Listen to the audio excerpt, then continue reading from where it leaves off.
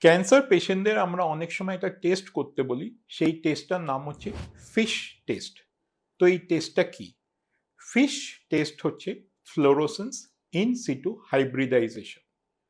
এই স্পেশাল টেস্টের মাধ্যমে আমরা জানতে পারি যে ক্যান্সার সেলসের ভিতর কোনো জিনগত কোনো অস্বাভাবিক পরিবর্তন হয়েছে কি হয়নি।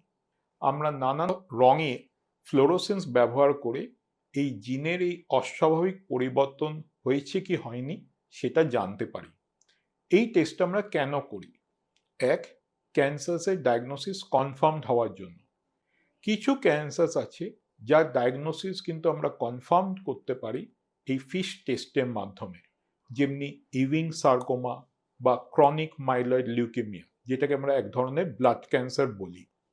দুই, টার্গেটেড থেরাপি দেওয়ার জন্য।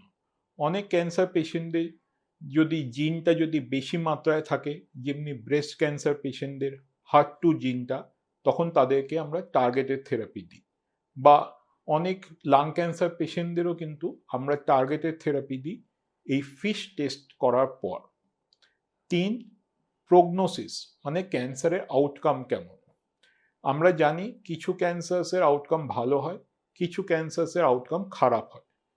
তো এই ডিফারেন্সটাও কিন্তু হতে পারে জিনের পরিবর্তনের জন্য, যেটা আমরা জানতে পারি ফিশ টেস্টের মাধ্যমে।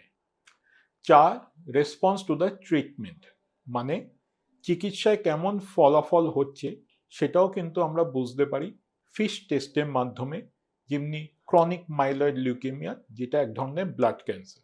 কারণ চিকিৎসার পর যদি ওই জিনের পরিবর্তনের লেভেল কমে যদি যায়, তো সেটাকে আমরা বলি ভালো, মানে ট্রিটমেন্টে কাজ দিচ্ছে। তাই আপনার ডাক্তার যদি আপনাকে এই ফিশ টেস্টটা করতে বলে, সেটা কিন্তু উনি আপনার ভালোর জন্যই বলেছেন, ওইটা কিন্তু নিশ্চয়ই করবেন। ভালো থাকুন, সুস্থ থাকুন।